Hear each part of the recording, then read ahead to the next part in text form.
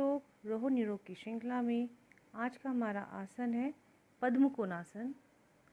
पद्मासन में बैठें, दोनों हाथ दाएं बाएं दोनों ओर पसारें। सांस छोड़ते हुए शरीर को दाईं ओर झुकाएं। सांस लेते हुए यथास्थिति में आए। इसी प्रकार बाईं ओर भी करें। 4 से 6 बार इसे दोहराएं। कमर पर ध्यान दें। पद्मासन के सभी लाभों के साथ साथ कमर की व्यर्थ चर्बी और कमर दर्द को दूर रखने में यह आसन सहायक है। धन्यवाद।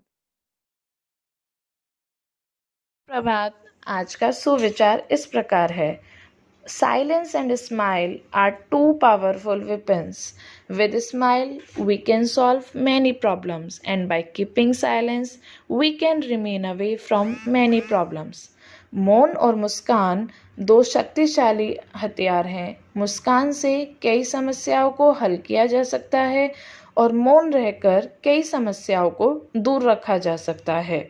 मतलब, हम मुस्कान और साधना के रूप में हमारे हाथ में दो मजबूत हथियार हैं और इन हथियारों की मदद से या तो हम समस्याओं से बच सकते हैं या समस्याओं के समाधान पा सकते हैं। एक मुस्कान के साथ हम हर किसी को अपना दोस्त बना सकते हैं और चुप्पी के साथ हम कई समस्याओं से बच सकते हैं। धन्यवाद। नमस्कार साथियों, रविवार के खास कार्यक्रम में आज हम चर्चा करेंगे उत्तर प्रदेश के प्रथम मुख्यमंत्री श्री पंडित गोविंद वल्लभ पंत जी के बारे में। गोविंद वल्लभ पंत का जन्म 10 सितंबर 1887 को अल्मोड़ा के शाही देवी पहाड़ी की ढलानों पर खौतोट गांव में हुआ था। उनका जन्म एक कराहैड़ ब्राह्मण परिवार में हुआ था, जो अपने जन्म से पहले कई पीढ़ियों के बाद वर्तमान महाराष्ट्र से विस्थापित हो गए थे। उनकी माता का नाम गोविंदी बाई था।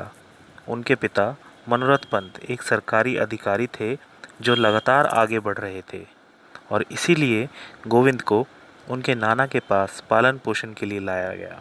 उनके नाना का नाम श्री बद्री दत्त जोशी था, जिन्होंने उनके व्यक्तित्व और राजनीतिक विचारों को ढालने में महत्वपूर्ण भूमिका निभाई थी। पंडित गोविंद वल्लभ पंत एक भारतीय स्वतंत्रता सेनानी और आधुनिक भारत के वास्तुकारों में से एक थे। महात्मा गांधी, जवाहरलाल नेहरू और वल्लभ भाई पटेल के साथ साथ पंत भारत की आज़ादी के आंदोलन में और बाद में भारत सरकार में एक महत्वपूर्ण व्यक्ति के रूप में उभरे। वह उत्तर प्रदेश के अग्रणी राजनीतिक नेताओं में से एक थे और हिंदी को भारतीय संघ की राष्ट्रभाषा के रूप में स्थापित करने के असफल आंदोलन में एक प्रमुख खिलाड़ी थे। पंत ने इलाहाबाद विश्वविद्यालय से पढ़ाई की और बाद में काशीपुर में वकील के रूप में काम किया।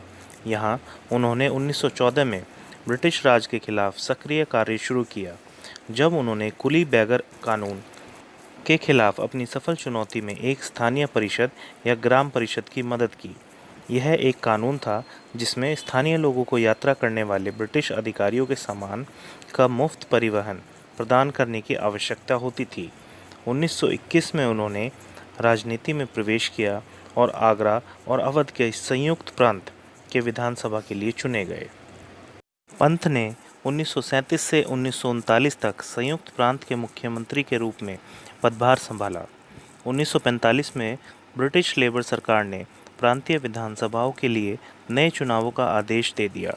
संयुक्त प्रांत में 1946 के चुनावों में कांग्रेस ने बहुमत हासिल किया और 1947 में भारत की आज़ादी के बाद भी पंत फिर से एक प्रधान पद पर थे।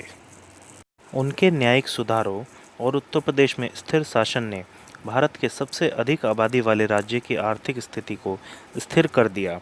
उस स्थिति में उनकी उपलब्धियों में ज़मींदारी व्यवस्था का उन्मूलन था। इसके अलावा उन्होंने हिंदू कोड बिल पारित किया और हिंदू पुरुषों के लिए एकाधिकार अनिवार्य कर दिया और हिंदू महिलाओं को पैतृक संपत्ति के लिए तलाक और विरासत का अधिकार दिया।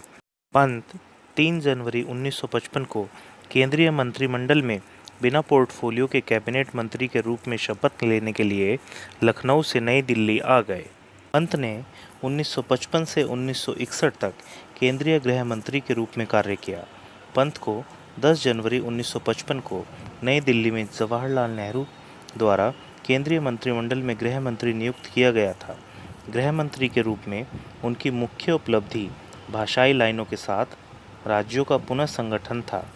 वे केंद्र सरकार और कुछ राज्यों की आधिकारिक भाषा के रूप में हिंदी की स्थापना के लिए भी जिम्मेदार थे। गृह मंत्री के रूप में अपने कार्यकाल के दौरान पंत को 26 जनवरी सन 1957 को भारत रत्न से सम्मानित किया गया। गोविंद बल्लभ पंत 14 साल की उम्र से ही हृदय रोग से ग्रसित थे। 1960 में उन्हें दिल का दौरा पड़ा। उनका इलाज भारत में शीर्ष डॉक्टरों द्वारा किया गया, जिसमें उनके मित्र डॉक्टर बिधान चंद्र रॉय पश्चिम बंगाल के तत्कालीन मुख्यमंत्री भी थे। उनका स्वास्थ्य अचानक बिगड़ने लगा और 7 मार्च 1961 को 74 साल की उम्र में एक सेरेब्रल स्ट्रोक से उनकी मृत्यु हो गई। धन्यवाद।